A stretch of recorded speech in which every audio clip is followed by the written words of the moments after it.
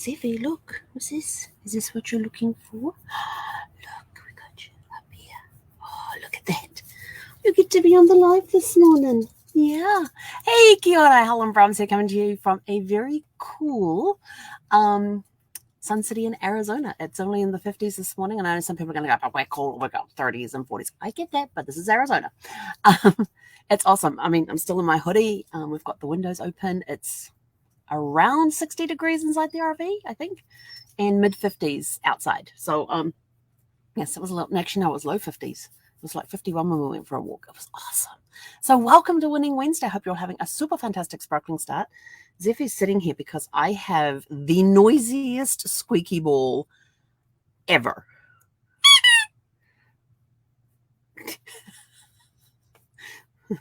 She's still like, I don't want to be on camera. You come and snuggle up. Yeah, you snuggle up and stay warm with Mama. Yes, I know that that's your ball, but you can have it back when we're finished, because otherwise everybody's going to hear your squeaky ball all over the live this morning. Yes, so she got this ball. If you didn't see the live last night, she got this ball from a very good friend of ours who arrived at the resort yesterday, and had bought Zeffy a couple of gifts to celebrate her 2-year gotcha anniversary. And if you don't know what gotcha means, it means that's 2 years ago yesterday I adopted Zeffy. We met for 2 hours, we adopted, we went shopping for an hour.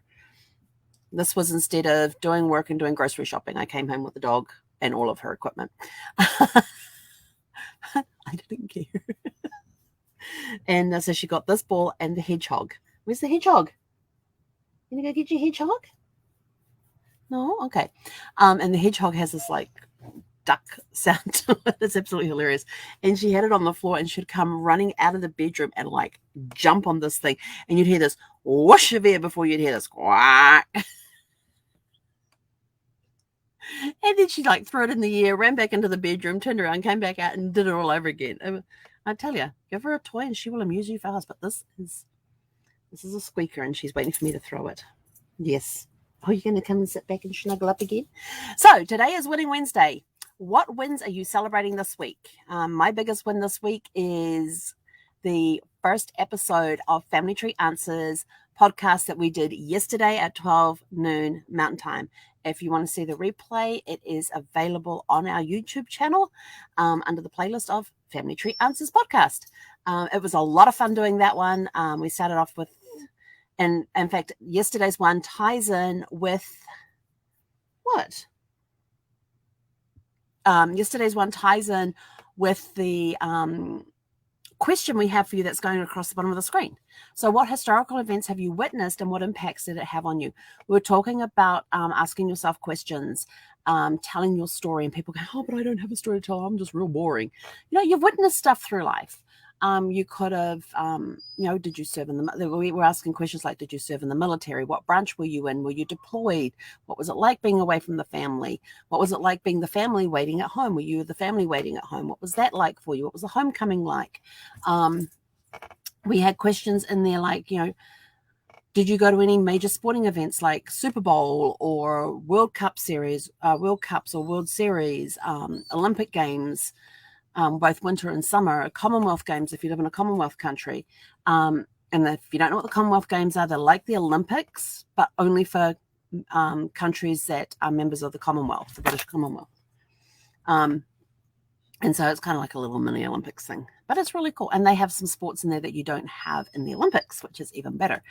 So, were you a participant? Were you a spectator? You're just asking just general questions like this. And so we have 100 questions that we were giving away yesterday. And if you want it, the link's in the video on YouTube. And then we were adding in other things like life events. Were you around when JFK was killed? Were you around when were you in DC for Martin Luther King Jr.'s I Have a Dream speech? Have you ever been to DC and witnessed a presidential inauguration?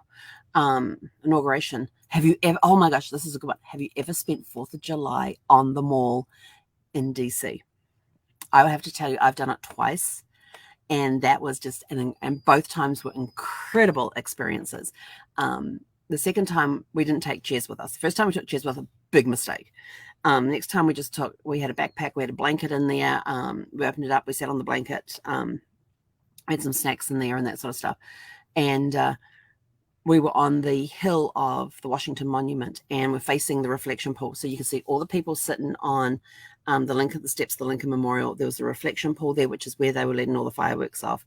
And so we're kind of reclining on the hill at the base of Washington Monument. It's not a big slope, but it was enough that we could lay there and look straight up at the sky, and you could feel the boom from the fireworks going through you.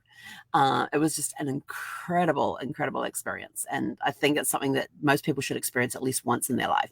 I got to do it twice. It was awesome. It was amazing. And then how to avoid the crush on the subway when you're trying to leave the mall with thousands of other people, tens of thousands of other people. Very incredible experience. So we did that 2 years in a row, and then we didn't do it anymore after that. It was like, we don't want to be like, and you literally were, I'm standing in front of Brad, I'm pressed up against his body because I have nowhere to go when we're in the subway, and we're just sort of like doing this little shuffle. It's like a mass shuffle, and then you'd hear the whoosh of the train coming, and people would cram in onto the train, and then the doors would close, and then there'd be that little more shuffle up. And it was hot and humid. You're in the middle of summer in DC, hot and humid, and just getting basically crushed in these crowds. And so we figured out the next year where to go so we could get on the train before it got to the main stations, where all the crush would happen. And so we actually got on the train, we found seats, sat down on the seats, and we had a little more breathing space, because when you were they were literally packing people into there. If there was space for a body, you're in there. And then the doors would close, and then you'd go up, and then get to some stations, and the trains were so full that nobody could get on. So there was also that experience to go with it as well, and what that was like. So, what historical events have you witnessed over your lifetime? What impact did they have on you? Just pick one. Just pick one for today. And also don't forget to celebrate your wins, because you should always celebrate your wins when they're done. We celebrated Zephyr yesterday. Did we celebrate you yesterday? Yeah, we did. We got to celebrate Zephyr yesterday because it was her 2-year anniversary of her adoption date. We celebrated getting the podcast up and running. That's been a huge project for ages, and finally it was just sort of like, either you're going to do it or you ain't. Figure it out. And so I thought, we're going to do it. So we did. So it's like, okay, set a date and time. Right, got the date and time. Done. All right. Oh, crap. What did I just commit to? All right, we're going to have to figure this out now. It's been a long time since I have done podcasts, I will admit. I haven't done podcasts since my travel business, and we were just doing voice recordings, and we had the whole series on Blog Talk Radio. I'm pretty sure it's still there. It's up and running. It all got transferred from Blog Talk Radio straight over to iTunes, so it's all there on iTunes. And there are some, including some of my first ones. My first ones are very interesting. I think my very first one was on hummingbirds. Don't ask me why. They're just fascinating creatures. And there was a lot of ums and ers. It was like every second word was either an or it was like really, really, really bad. And then there was one I did. I was doing a weekly show at that point, and then there was another one I did like 3 or 4 weeks later or something. Was on the Galapagos. And you would think maybe in the travel industry you would know how to pronounce country names. Because afterwards I went into the room where Brad was working, and I said to him, and he's like rolling around laughing, and I'm like, how was that? And he just starts laughing again. I go, what's the problem? He goes, it's Galapagos, not Galapagos. And I'm like thinking, oh crap, here I am supposed to be the travel professional, and I'm pronouncing the Galapagos as Galapagos. But you make mistakes like that, embrace them, use them as a stepping stone. To me it was a win. I got another podcast done. And I'm getting hair on my face. Somebody's waiting because she wants her pink ball to go squeak, squeak, squeak. Well, you're not going to be able to do it, sweetie girl, for another hour, because I've got to get on the training call after this. Yes. You should see the look on her face. Really? Yes. Go play with the hedgehog. That makes a squeaky noise. So celebrate your wins. It doesn't matter. If you did your first podcast and it sucked, celebrate it because you did it. If you did your first Facebook Live and it sucked, celebrate it because you did it. Now just go do another one. You got the first one out of the way, go do another one.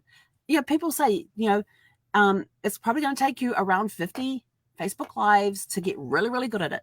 I'm on day 840. Yes, 840. Yes, day 840. I still suck at doing live some days. Some days are better than others, and other days I'm sort of like, I have no clue what I'm doing or what I'm saying. You know, there are days that suck. It's going to happen. So from somebody who has been doing Facebook Lives for 840 days, and most of those twice a day, sometimes 3 or 4 times a day, I still suck at doing Facebook Lives. That's, you know, some days I get off and I go, that was a good one. And I watch it back and go, that sucked. So take it from me, from a veteran for doing Facebook Lives. There are days I really suck at it. There are days it's sort of like, oh my God, I can't believe I did that on camera, or I can't believe I did this. Celebrate the fact you did it. You know, my challenge was to do a Facebook Live every day for a year. So I did 366 of those. And then after that, I heard somebody was talking about somebody on YouTube going for 3 years before they got picked up. And I thought, 3 years, well, I've already done one. I can do another 2. And worked out it was 1,096 days. Here we are on day 840, still going strong. We've come this close to screwing that up and almost not doing a Facebook Live. But I got on before midnight, so that was okay. I got on before midnight when I realized I hadn't done an evening Facebook Live. It was sort of like, oh crap, because I was in my PJs, throw some clothes back on, get out of here. And I think it was within 10 minutes of midnight that I actually got on and got my Facebook Live done. And we finished just after midnight, but we started it before midnight, so it counted. Otherwise, we're going to have to be back at day 1, and I did not want to go back to day 1 again. But now we've done episode 1 of the Family Tree Answers, which went pretty good. Yes, I watched the replay. I watched it back this morning. I thought, that wasn't too bad. It actually made sense to myself. Oh, you want to see what I'm fiddling with? You want your ball. She's determined to get her ball. Yes. But, you know, these days you're going to be really, really good. You're going to get on and you're going to do, a perfect Facebook Live. You're never going to be perfect with Facebook Lives. Let me tell you right now, everything happens. Thoughts jump into your head. And if you're like me, you can sit there with a script, which I hate scripts, but you can sit there with a script and you can read it word for word and sound like you're reading. You could get on there. I get on with bullet points. You know, here's my bullet points. And I just off the cuff from there. And you can sit and you can practice and practice and practice. Let me tell you this. If you are practicing to be perfect, you're never going to get on a live. Just do it. If you're going to do something, if you're going to commit to doing a Facebook Live every day for 30 days, don't practice and practice and practice and practice and practice until you get it figured out. Just get on there, do it. Because your worst video is going to be better than the perfect one that's in your head. So just do it. And it doesn't matter if it's perfect or not. It's all part of the process. I'm on day 840. I don't do perfect Facebook Lives. I just get on and do them. I'm just me, being myself. So if you don't like it, don't watch. It's as simple as that. Anyway, so I have no idea how I got on any of that. But anyway, what historical event have you witnessed? What impact did it have on you? Name one historical event that's happened. It could be an inauguration. It could be a sporting event you went to. That was a final. It could be maybe 9/11 is another one. There was natural disasters like hurricanes and tsunamis and earthquakes. Volcanoes erupting. I remember when Mount St. Helens erupted. I was in New Zealand. I heard all about it. And because my name was Helen, guess what happened around the school? People were sort of like, oh, don't get her riled up. She'll explode. She'll erupt. Having a name Helen and with Mount St. Helens, it was sort of like a given on that one. So I remember when that happened. I remember watching the news videos of people walking around with masks on because you could still see all the ash in the air and everything. I remember that I got clear pictures of those in my brain. And being at school and being teased about the fact that I'm Helen, Mount St. Helens erupted, so therefore I would erupt too. So we don't get Helen upset. But anyway, so think about things that have happened over your life. Even you go to like the History Channel and you can see the History Channel on Google or whatever, and you can actually go to a place on this day in history and you can scroll through some of the later events. You'll have to scroll all the way down to the bottom. But scroll through some of the events that's taken place in your lifetime and go, oh, Do I remember that? Where was I when that happened? So, you can do things like that and use them as memory joggers as well. But anyway, I'm out of here. Go celebrate your wins. Celebrate your wins today. And we will catch you guys back here later today around 6 p.m.